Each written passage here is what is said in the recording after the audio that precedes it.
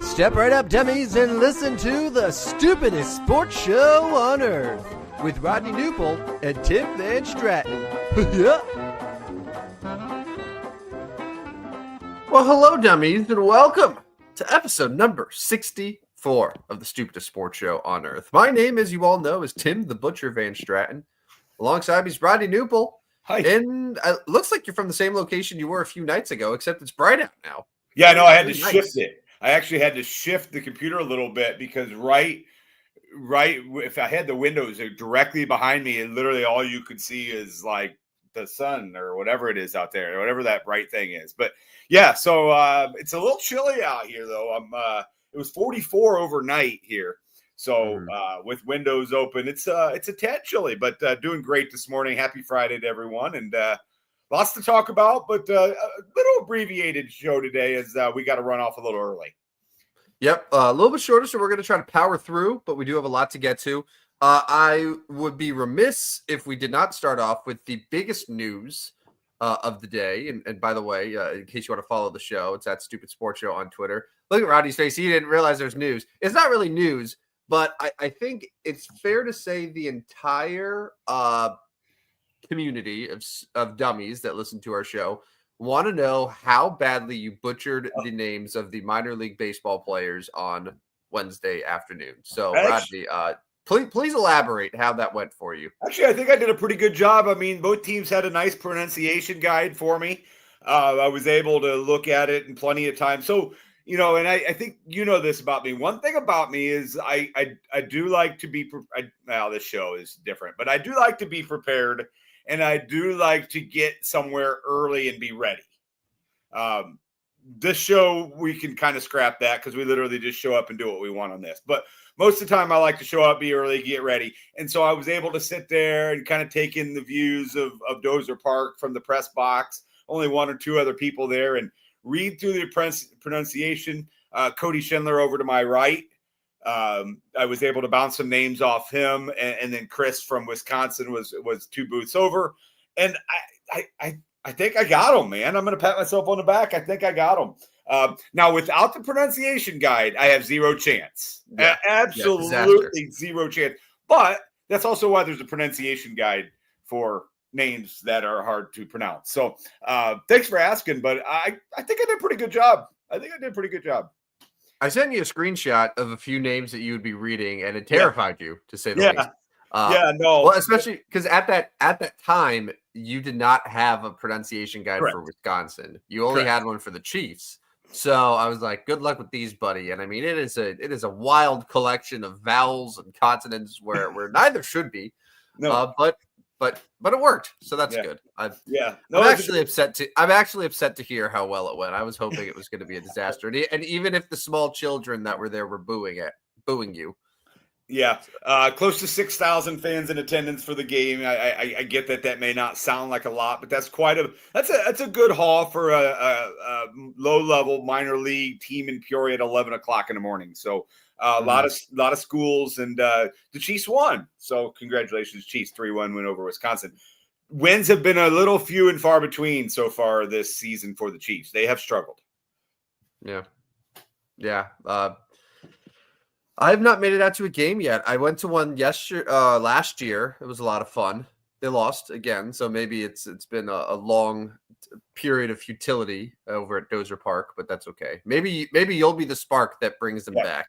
Yep, I am the winning streak. But let's talk a little NBA here real quick before we do other things. So let me ask: are we seeing the Warriors? Because I think I am.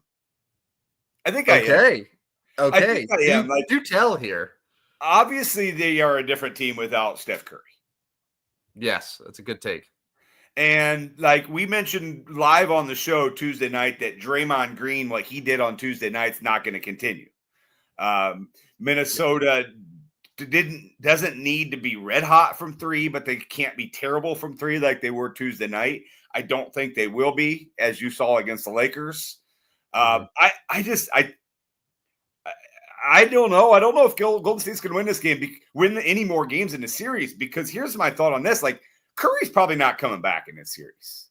They keep saying he's going to possibly be back for game 5, but there's no timetable for his return. I think this injury is pretty serious. I don't think he's playing.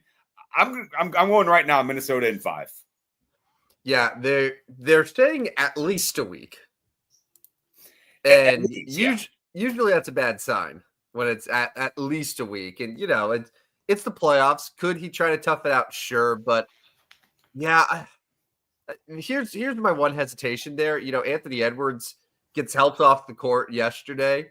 Obviously, he was able to come back and play in the second half. And it seems like he avoided a serious injury there.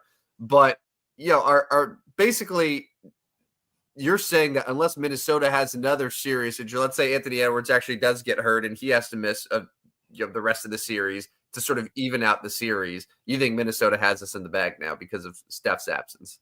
I do. And I think if they played the rest of this series, best of 5, no Steph, no Anthony Edwards, Minnesota still wins the series. I think that's how important Steph Curry is to the Golden State Warriors. Don't get me wrong, Anthony Edwards is a tremendous player and tremendously important to Minnesota. But I think the importance of Curry to Golden State far exceeds that. They just have to have him. Everything goes through him. And I'm going to see the Golden State Warriors. I'm going to take Minnesota in 5. I don't remember what I took. I think I took them in 7.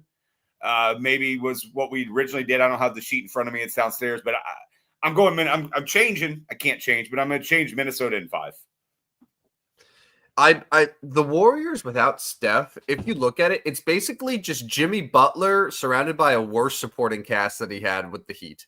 Yeah, for sure. And Jonathan Kuminga, a nice young player, but he's not going to carry them to a postseason series. He's just not. No.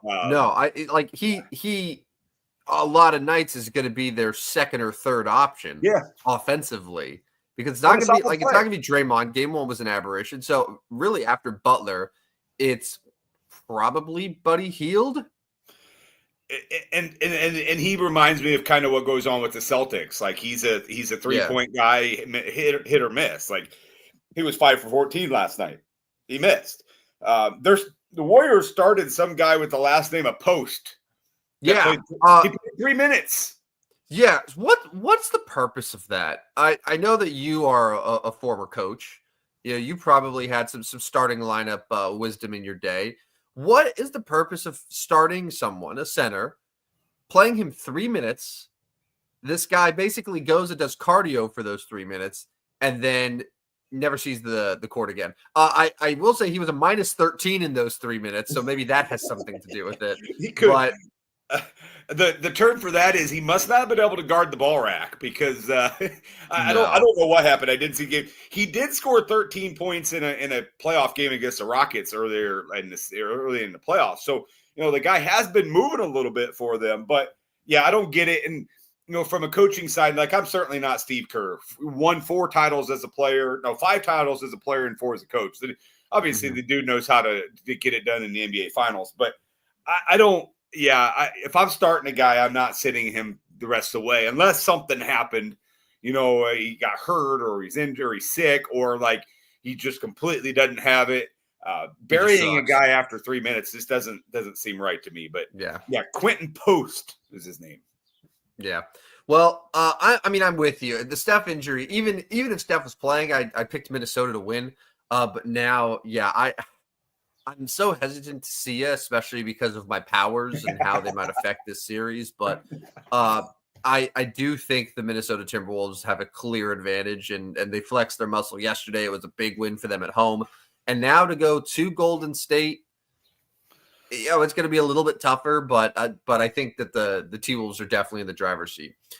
Can we talk Knicks Celtics now? Yeah, how about that? And that'll lead us right into the GCDs that we're going to do today. It might have to be an abbreviated version with the abbreviated show. But is Jason Tatum on top of that list for the 2025 calendar year? Possibly. Yeah.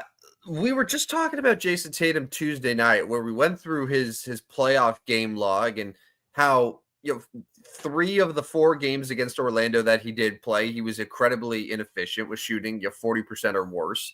Game 1 against the Knicks is an overtime game where he goes 7 of 23. And then game 2 against the Knicks, he's at home, 5 of 19. He is not shooting the ball well.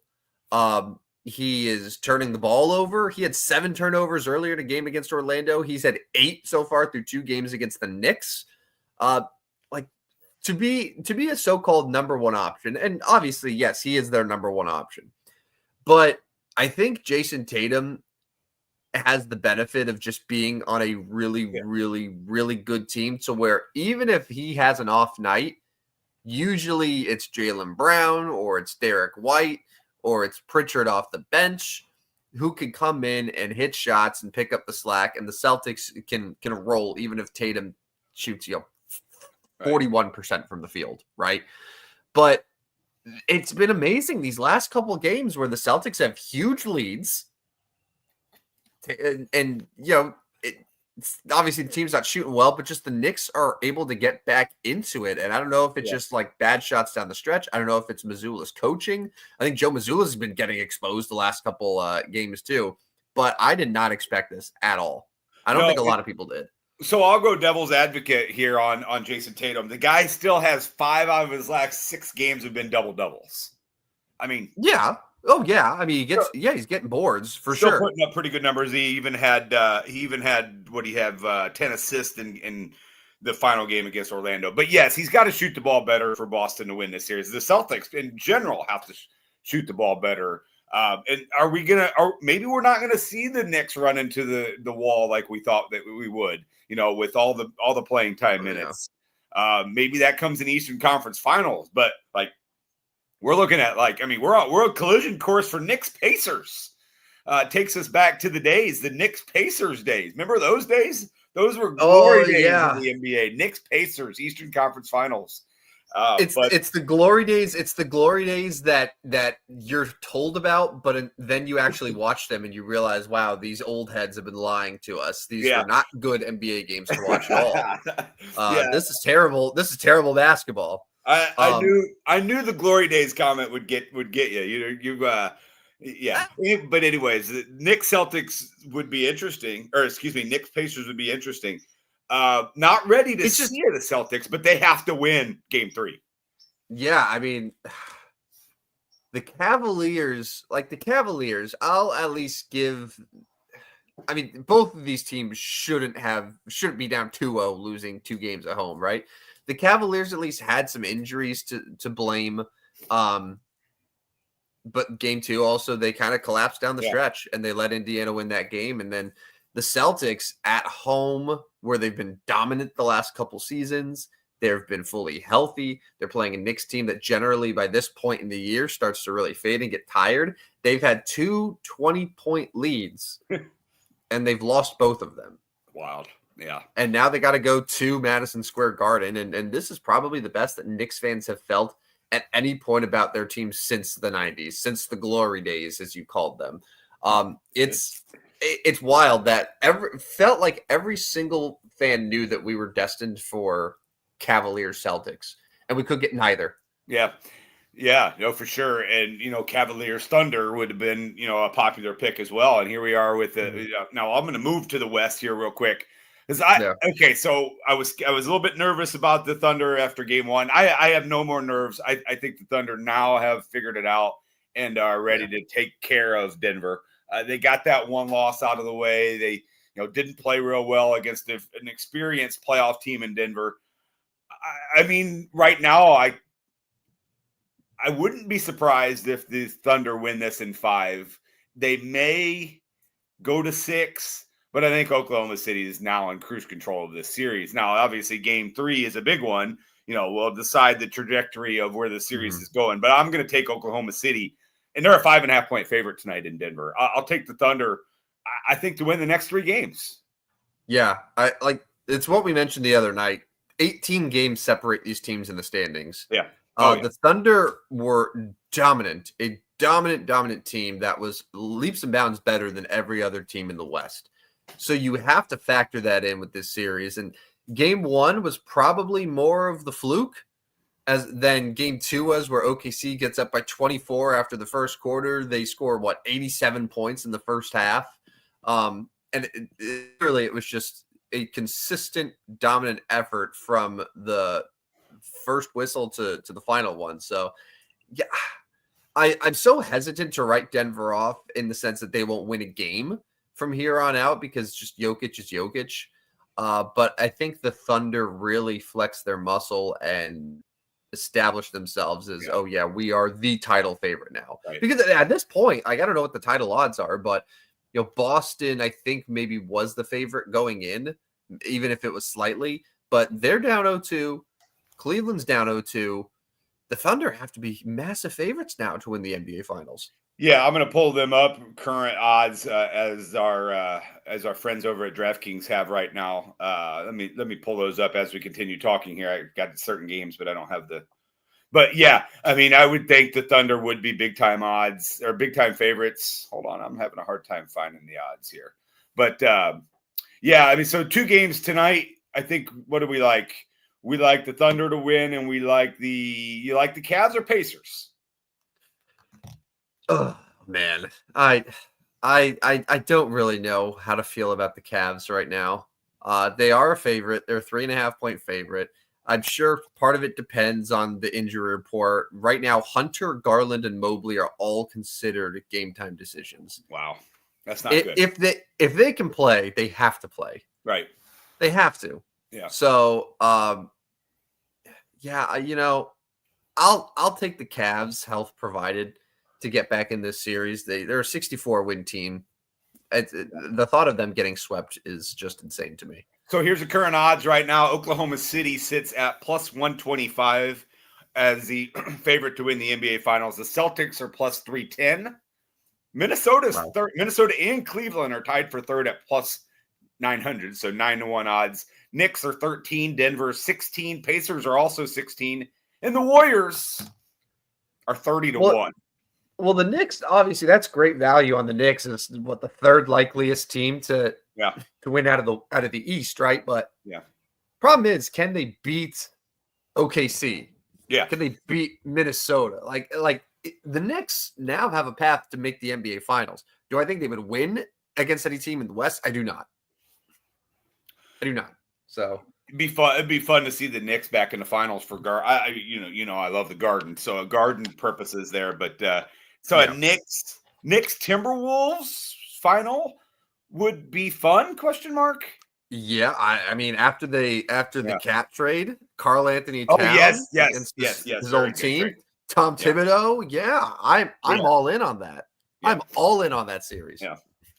All right, let's move to hockey real quick. I've got a question for you. Are we going to see it all Canada Stanley Cup final? Right now, we have a trajectory for that as both the – so we messed up, man. And we admitted this Tuesday night. Like, we should have taken into effect Craig Berube was the head coach of Toronto before we made these predictions. Like, this is not the same Toronto team, right? Like, this is no, but also it's they're facing the back-to-back Eastern Conference champs, the reigning Stanley Cup champions, a pretty dang good team in themselves.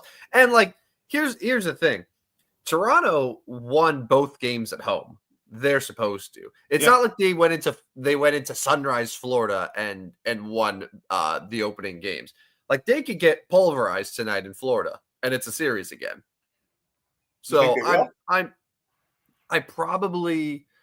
I'll take Florida for game 3 for sure. Now, obviously, Toronto has made this a series, and I undervalued them to a degree. But I mean, the Panthers to me just are one of those teams that's like, we've been in this spot before. We can get out of it. They're battle tested.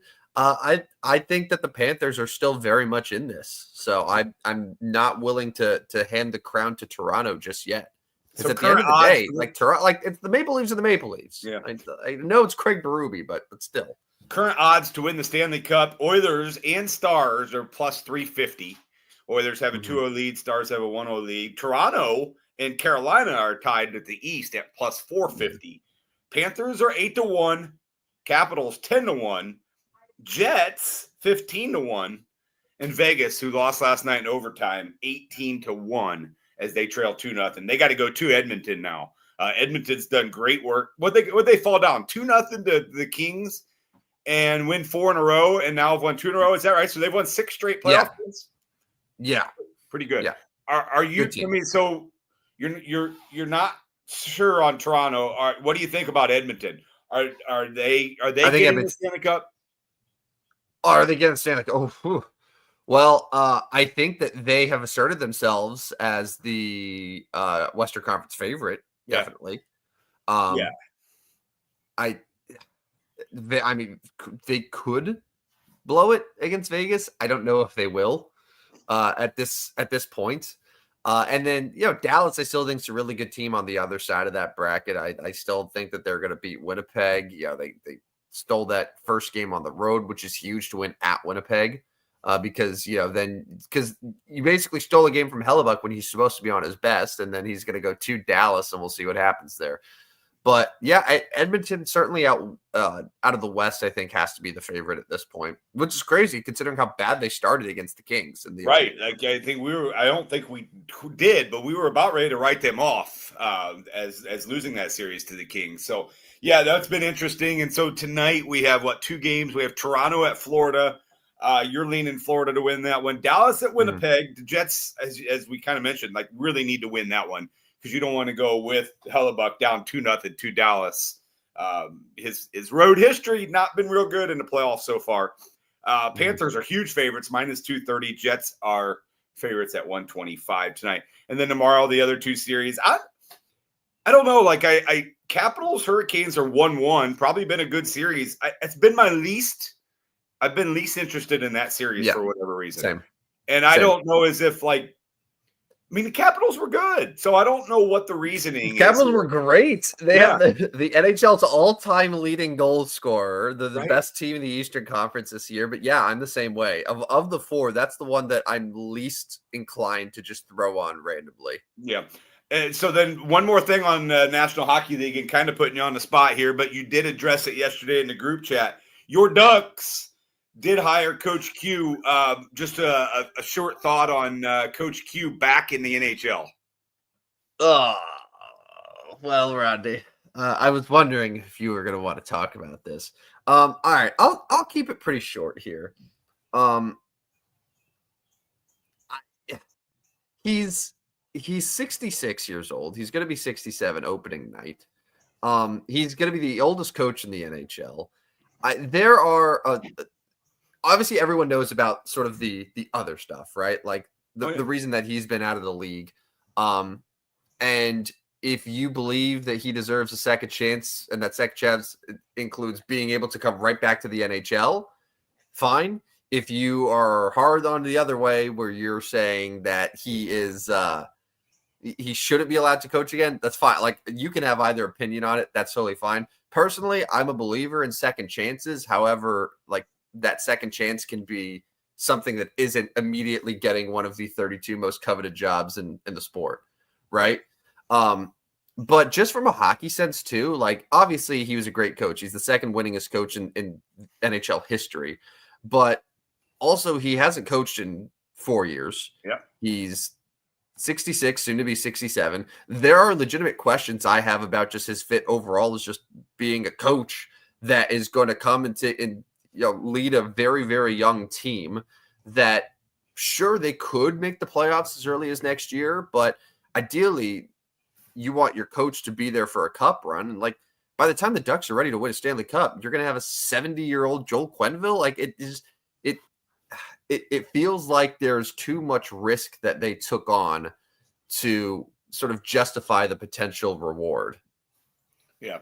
So I know Dan and I, we've been talking about it the whole time. This has been going back a couple of weeks when it was first reported that Quenneville was sort of the favorite for that coaching job in Anaheim. If this was 5 years ago, man, I'm dancing. I'm very happy, but it's a little uncomfortable. I'm not gonna stop being a fan. I still love the team. I love the organization. They had the press conference yesterday. I think it went about as well as it could have, given sort of just the circumstances. Everything was addressed a lot. It's not like they tried to dance around stuff, ignore stuff. So I'll give them credit for that. I think they knew that they would really have to go above and beyond to say, well, hey, this is why we feel like he deserves a shot. This is what we're doing moving forward. Okay, great. But you got to do it with your actions, and we'll just see what happens. It's just it feels just the whole thing felt a little icky, right?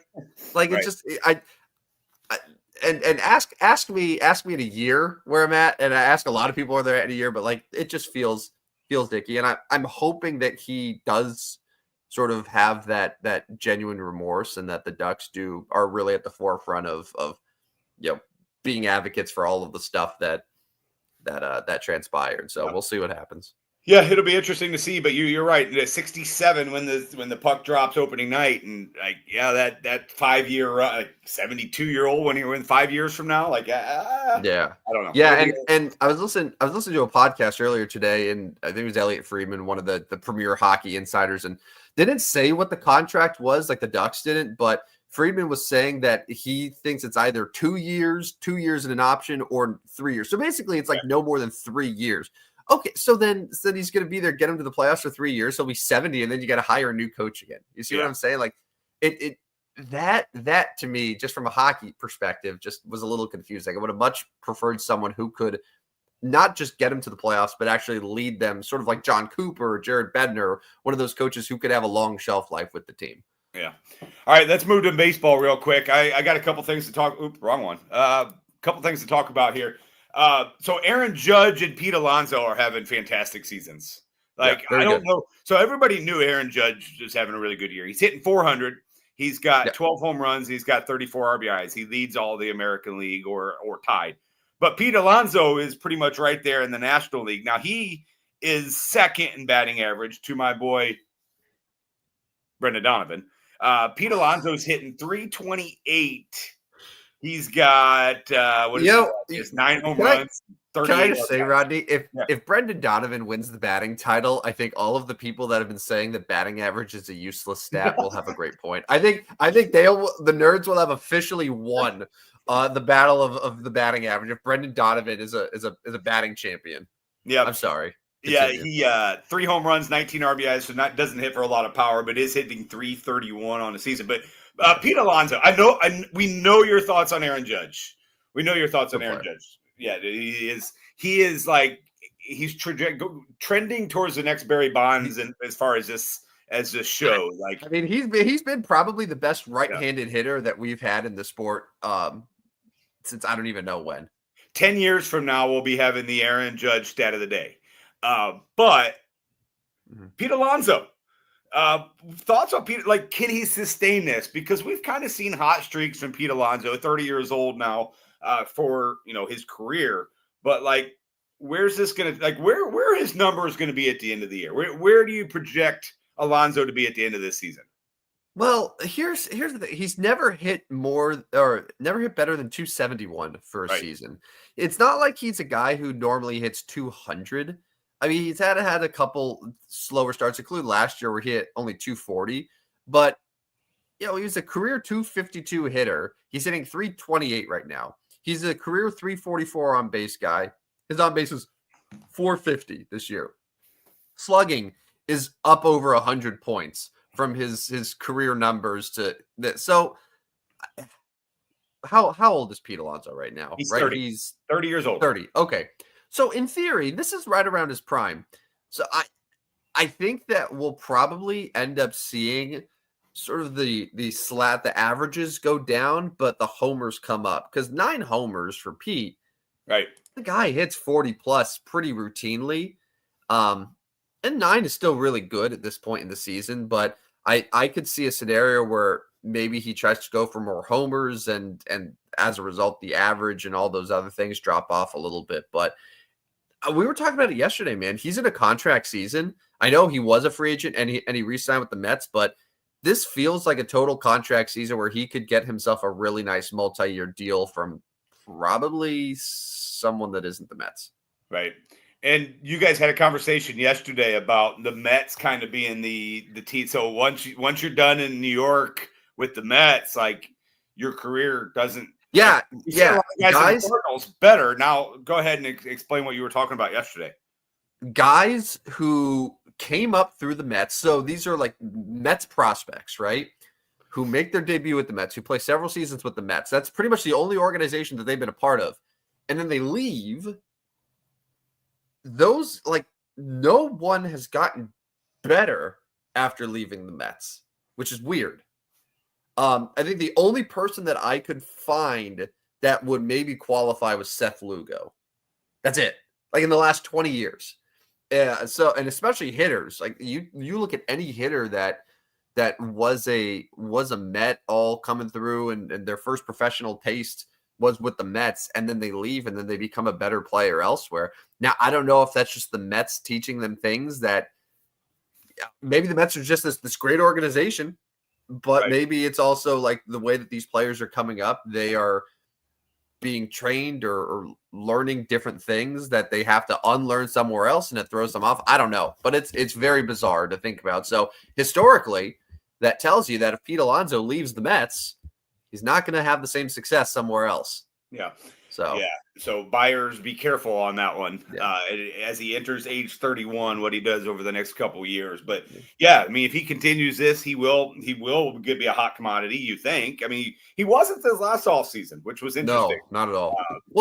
It was a down year. He was 240. He only hit 34 homers. Yeah. It was not a very strong season for him, but obviously this year is an exception. And I know you snuck in, by the way, the Cardinals, because I called the Mets the anti-Cardinals because it seems like everyone who leaves St. Louis instantly becomes better these days, including Paul Goldschmidt, who's hitting 341. It's the third best average in baseball. Yeah, I mean, he's a good hitter. He's a good player. He's a good player. Yeah. I mean, he won an MVP for the Cardinals, so it's not like not like he was dog poop for the Cardinals. I mean, no, it's mostly like young Cardinals players. Like if Jordan Walker ended up getting traded somewhere else, I would buy his MVP stock forever. Yeah.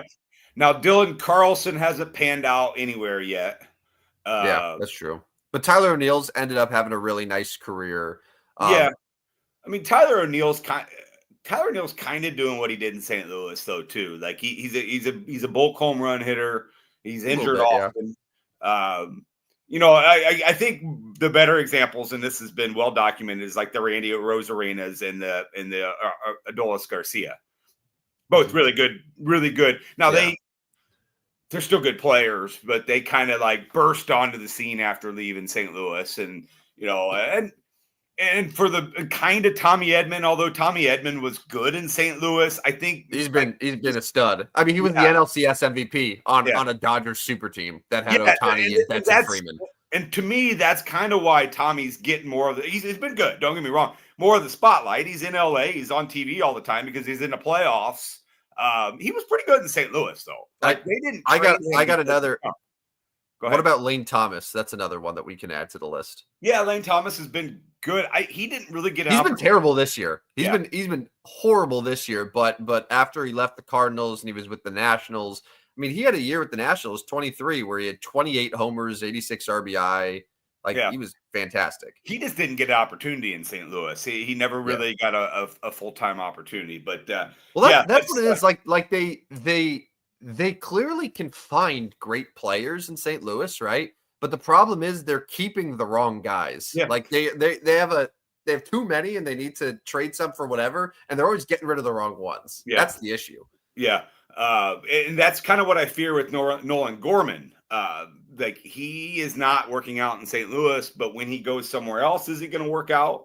And you mentioned Jordan Walker as well. But anyways, we're kind of up against our clock today, so we'll go ahead and move on from this. We do want to shorten it to about 40 to 45 minutes today. Let's go ahead and get to our Mount Rushmores of 64. I know this will take us some time here. I was looking at Major League Baseball. All right, good. So not good. And, our buddy Aaron, his cousin Caleb Ferguson, spent the most time wearing 64, 7 years in Major League Baseball, but the guy finished with a .7 WAR. So I don't think we can put him on the Mount Rushmore. Dustin Pedroia wore it for one season. Yeah, this is a tough list, man. Paul LaDuca, 17.9 in 1 year. Yeah, I don't know as if we can get my old boy Jaime Garcia, 2 seasons wearing number 64. I don't think we can get a Major League Baseball here. I don't think so. I don't think that's a brutal list. That's a brutal list. So our next hope would be the National Football League. Mm-hmm. What do we see here? Jaws, Ron Jaworski, wore 64. Ooh, I would be okay with Ron Jaworski there. Yeah. Let's see what else we got here. Hold on. Wait, Ron Jaworski. Wait, hold on. Wasn't Ron Jaworski a quarterback, or am I crazy? He wore number 64. Where are you seeing that? Because I'm seeing 16, 7, and 17 for Ron Jaworski. Other notable players who have worn, okay, so maybe not the whole time, who have worn 64 include. So, yeah, he probably didn't wear it very long. Are you going to ranker.com again? No, it's not this time. It's not this time. All right, we won't put him on then. Yeah, you're right. He did I bet he came up as 64, probably. Is like his rookie year or something. We have to do some more research into that one. But yeah, 64 is not real good. There's what do you have? Randall McDonald from the NFL. I'm looking at Ron Jaworski 64. Yeah, I have no idea where that came from. I'll take a look Randall McDaniel apparently is the best one. I'm feeling like 64 is going to be a plaque. I think it's got to be. Because Randall McDaniel is definitely the best. He's a Hall of Famer. He's a 12-time Pro Bowler. He's a guard. I've also never heard of him. So with all due respect, and that's probably going to kill Hockey Guy Dan because Randall McDaniel was a legendary Minnesota Viking. I have no idea who he is. The National Hockey League. I mean, Dan can help us here. Yeah. By the way, there's no NBA player ever to wear 64. No one has worn it. I think he's got this right here when we say this might be the weakest number to date. Mikhail Granlund, 64. Tyler Mott. Bro, I don't know about this. This is David Kampf. Yeah, I think it's going to be the Randall McDaniel entryway. The entryway. No, it's the Randall McDaniel water fountain that's in the hallway leading up to the other Mount Rushmores. So this is what's wrong with the internet. Why would somebody put Ron Jaworski wore 60? He must have wore it for a practice squad scrimmage one day because he clearly didn't. I see him as 7. I see him as 7. As soon as I thought about it, I was like, wait a minute, he was a quarterback. He wouldn't have worn 64. But why do they? Yeah, so yeah. Anyways, I have no idea where that came from, and I don't. Yeah, I mean, I would know better, but I just read it, and there we are. But anyways, he was not 64. Yeah, this is a plaque into a hallway, man. This sucks. 64 number. This is the worst. Any more of our time. This is the worst number that we've had. Dan's absolutely right. 64, it'd be done with you. But congratulations to the Randall McDaniel water fountain in the hallway leading up to the Mount Rushmores.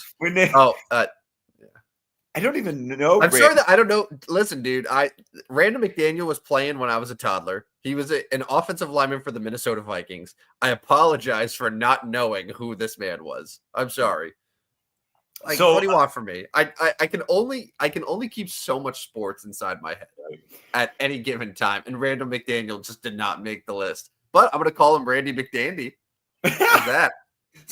So as we look ahead to our next show next week, it's PGA Championship week. We're going to put our lineup together. Maybe run through some betting odds. So we'll have a golf show on Tuesday. When we get here on Tuesday, I don't know as if any NBA or NHL series will be over unless they sweep on Monday. If the Pacers end up sweeping. Yeah. Vegas and Edmonton could be over in the but we probably won't be over yet. Friday, we may get more of an indication of what our conference finals will look like. But so Tuesday is going to be a massive golf show. So if you are a golf fan, jump in and join us. We'd like to hear. We should get Skeeter be a guest join us for this. We should. Why not? He'll have something going on. Is it too much respect for himself? Probably to be part of our show. Probably, yeah. or his agent said, his agent told him he couldn't be on the show. Because what if we also talk to him about the Pope? Ooh, that's a good one. That's a good one. Pope Bob. Bring him on to talk about Pope Leo, and then congratulations to Pope Leo, by the way, who has been confirmed as a Chicago White Sox fan. Yes, and at first I was a little nervous because his brother said, I don't know where that came from. He's a White Sox fan, but then talk about, my mom was Cubs fan, and then my dad was a Cardinals fan. I was like, what kind of family is this?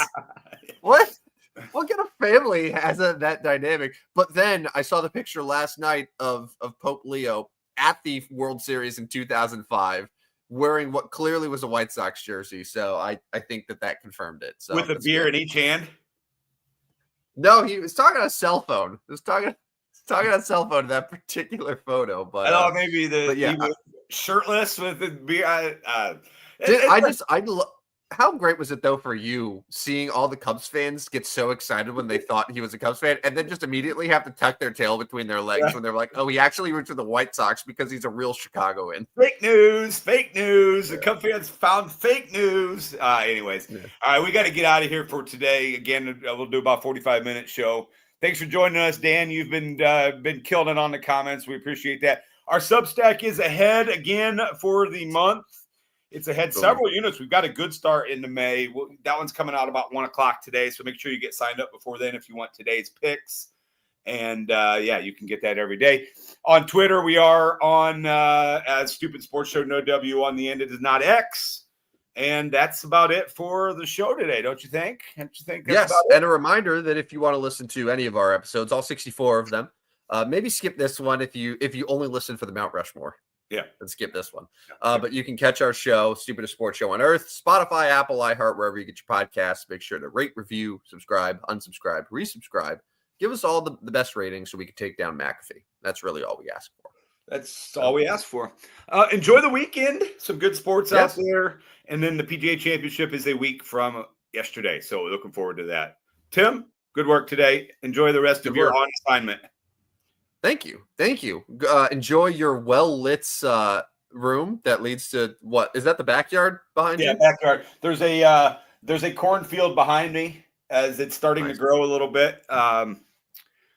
It's about that time. Corn's going to start growing. What else can I say? It might be beans this year, though. I don't know. You can't tell until it actually starts growing. That's good. Well, make sure the second that you can tell that you give us a live report right here on the Stupidest Sports Show. Can you do that? You got it. Sounds good. Well, for Rodney, this is Tim the Butcher Van Stratton signing off. This has been the Stupidest Sports Show on Earth. See you guys. See ya. Step right up, dummies, and listen to the Stupidest Sports Show on Earth with Rodney Newpol and Tim Van Stratton.